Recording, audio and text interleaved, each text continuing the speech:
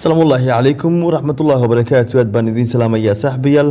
Halkan waa channelka xogta dalka. Saaxiibayaal kusoo dhawaada warka channelka xogta dalka. Qodobada aan idiin soo gudbinayo waxaa ka mid noqonaya faahfaahin dheeraad ah oo ka soo baxaya gaari dad ku jiray gudaha magaalada caasimadda Muqdisho iyo weliba khasaare kala duwan ayaa ka soo baxaya qarax lala eegtay ciidamo ka tirsan militariga Soomaaliya. Sheekh Shariif Sheekh Axmed waxa uu sheegay inuu ka digayo isku day walba oo dib loogu dhigayo doorashada qaranka Soomaaliya. Faahfaahin dheeraad ah oo ka soo baxaya dad markaasi u dhintay cudurka COVID-19 Soomaaliya waxaana lagu soo waramayaa in tirada dadkaasi ay gaarayaan 67 qof. Shir loogu tashanayay diyaarinta xeerka sharciga doorashooyinka magaalada caasimadda Muqdisho oo la qabtay duqa magaalada caasimadda Muqdisho Cumar Filish oo booqday goobtii lagu dagaalamay ee degmada Daynile.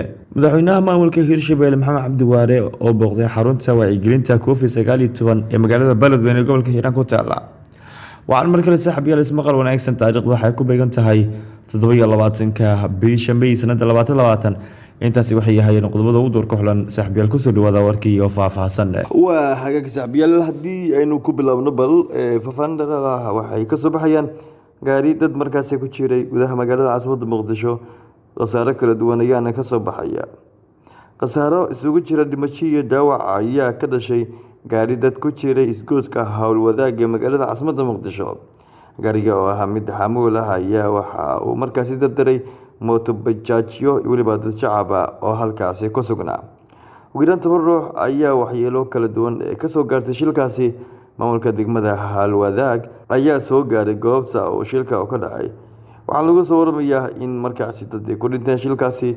Sidoo kale waxaa lagu soo waramayaa in dhaawacyo kala duwan ay soo gaareen dad markaasi ku sugnaa. Waxaana sameeyeen maamulka degmada Howlwadaag gurmad ku saabsan in dadka markaasi dhibaatada gaartay in la gaarsiiyo goobaha caafimaadka sida isbitaalada ku yaala magaalada caasimadda Muqdisho.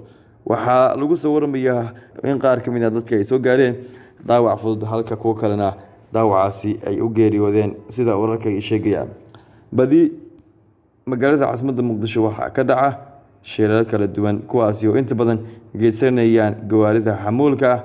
Tani waxay keenaysaa mid aad markaasi u xun waxaana inta badan shilkaasi waxyeelo kala duwan ka soo gaara dadka shacabka ee ku sugan goobta shilkaas oo ka dhacayo. Dhinaca kale saaxiibayaal haddii aynu eegno wararka ka imaanaya deegaanka Gololey ee degmada Balcad ee gobolka Shabeellaha Dhexe ayaa sheegaya in weerar miino ah lala beegsaday gaari ay saarnaayeen ciidamo militari ah oo ku sii jeeday gudaha degmada Balcad ee gobolka Shabeellaha Dhexe ka tirsan.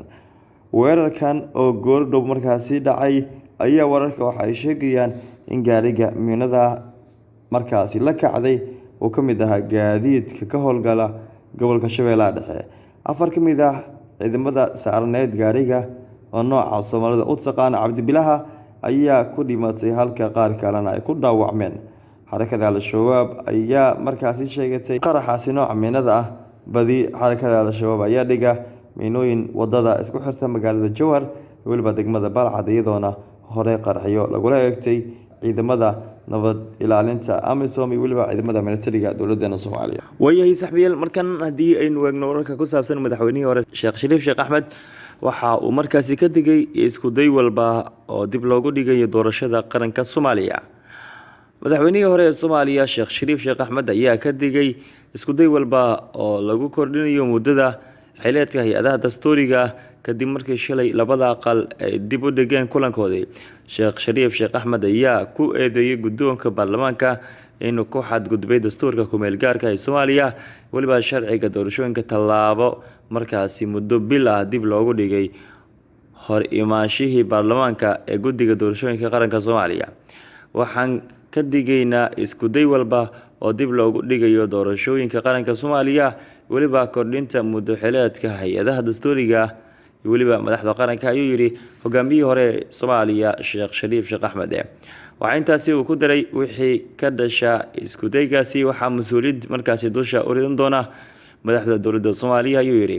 Ugu dambeyntii Sheekh Shariif Sheekh Axmed ayaa yiri dowladdan waxa ay ku fashilatay waajibaadkoodii loo doortay oo ay ugu horeyso qabashada doorasho qof iyo cod ah kuna dhacda si xor ah balse ma aysan noqon dhawaantan ayaa waxaa lagu soo waramayaa in mas-uuliyiinta dowladda Soomaaliya ay sheegeen in doorasho qof iyo cod markaasi dalka Soomaaliya laga qabanayo, balse hogaamiyihii hore Soomaaliya Sheekh Shariif Sheekh Axmed ayaa ku andacoonaya in dowladda Soomaaliya ku fashilmatay in doorasho qof iyo cod markaasi lagu qabto gudaha dalkeena Soomaaliya. Wayay saxbiyal dhinaca kale haddii aynu eegno wararka ku saabsan caabuqa COVID-19, dadka u dhintay cudurka COVID-19 waxaa lagu soo waramayaa in ay gaarayaan 67 qof. wasaaradda caafimaadka dowladda Soomaaliya ayaa faahfaahin ka bixisay wararkii ugu dambeeyay cudurka COVID-19. warbixinta ka soo baxday wasaaradda caafimaadka ayaa waxaa lagu sheegay in dad badan caabuqa COVID-19 iminkan ay la sii daalaa-dhacayaan. warbixinta ayaa waxaa lagu sheegay waxaa laga helay 22 ruux, waxaana lagu soo waramayaa in maamulka Soomaaliya dadka laga helay ay gaarayaan 14 ruux, halka magaalada caasimadda Muqdisho ay gaarayaan 5 ruux, halka maamulka Jubbaland ay gaarayaan 1 ruux, halka maamulka Koonfur Galbeed Soomaaliya ay gaarayaan 1 ruux, halka maamulka Hirshabelle ay gaarayaan 1 ruux. waxaa lagu soo waramayaa tirada guud inay ahaayeen 11 ka mid ah lab, hadda 11 ka mid ah dhadig ahaayeen. tirada bogsatay waxaa lagu soo waramayaa inay gaarayaan 18 ruux, waxaana sidoo kale lagu soo waramayaa in dhimashada ay tahay 1 ruux. tirada guud ee dalkeena Soomaaliya laga helay caabuqa COVID-19 waxay gaarayaan 1711. tirada bogsatay waxa ay gaarayaan 253 ruux, dhimashada guudna waxa ay gaarayaan 67 ruux. caabuqa COVID-19 dad badan ayaa la sii daalaa-dhacaya. dad badan magaalada caasimadda Muqdisho ku nool waxa ay hadal hayaan saameynta uu ku yeeshay dalkeena Soomaaliya caabuqa safmarka ee COVID-19. wasaaradda caafimaadka xukuumadda Soomaaliya badi waxay soo bandhigtaa waxyaabaha ku cusboonaada caabuqa COVID-19, waxaana dhammaan caalamka oo idil iminkanba ay la sii daalaa-dhacayaan caabuqa COVID-19, walow dalalka qaar ay markan ay sidii hore ka sii fiicnaanayaan maadaama caabuqa COVID-19 jawiga inta badan dadweyga uu haleelayo uu fahmay. magaalada caasimadda Muqdisho waxaa aad muddooyinkii ugu dambeeyay cabsi badan oo ku haya caabuqa COVID-19 dadka ku dhaca, balse iminkan waxaa lagu soo waramayaa in dadka shacabka Soomaaliyeed ee ku nool magaalada Muqdisho ama dalalka caalamkaba ay gebi ahaanba ay halmaameen caabuqa COVID-19 waxa uu yahay. wayay saxbiyal dowladda kale haddii aynu eegno shir looga tashanayay diyaarinta xeerarka sharciga doorashooyinka magaalada caasimadda Muqdisho ayaa lagu qabtay guddiga wadajirka iyo weliba diyaarinta xeerka dhamaystirka sharciga doorashooyinka qaranka ee baarlamaanka federaalka Soomaaliya ayaa maanta waxa ay kulan wada tashi ah ku yeesheen siyaasiyiinta ee ka soo jeeda gobolada waqooyi xarunta golaha shacabka ee Hargeysa. kulankan ayaa waxa ay ka dhageysteen wasiirada xildhibaanada xubnaha aqalka sare weliba siyaasiyiin ka soo jeeda gobolada waqooyi oo uu ka mid yahay ra'iisul wasaare ku-xigeenka dalka Soomaaliya Mahdi Maxamed Guuleed Qadar. kulankooda ayay diiradda ku saareen labada dhinac qabiyatirka mid ka mid ah nuqulada afarta xeer ee guddiga loo igmaday xilli bilaha ee soo socda la galayo arrimo la xiriira doorashooyinka Soomaaliya. kulanka waxaa jiri gudoominaya gudoomiyaha guddiga wadajirka xildhibaan Ibraahim Isaaq Yarow, waxaana goobjooga ka ahaa inta badan xubnaha guddiga oo ka kooban baarlamaanka labada aqal ee baarlamaanka Soomaaliya. gudoomiyaha guddiga wadajirka xildhibaan Ibraahim Isaaq Yarow ayaa waxa uu sheegay in shirka muhiimad gaar ah markaasi u leedahay dadka shacabka, waxaana uu sheegay in muhiimad gaar ah markaasi inta badan ay u leedahay dadka shacabka Soomaaliyeed, waxaana uu sheegay in shirka inta badan loogu tashanayay diyaarinta xeerka sharciga doorashooyinka ee qaranka ee Soomaaliya muhiimad gaar ah ayaynu siinayna ayuu yidhi in doorasho qof iyo cod ay ka dhacdo dalkeena Soomaaliya. sidoo kale waxa uu sheegay in dowladda Soomaaliya ay baarayso hanaan markaasi wanaagsan dhanka doorashada sanada 2020 sanada 2021 ayuu yidhi gudoomiyaha. dowladda kale saxbiyal haddii aynu eegno duqa magaalada caasimadda Muqdisho Cumar Finish waxa uu booqday goobtii markaasi lagu dagaalamay qaybo ka mid ah degmada Daynile.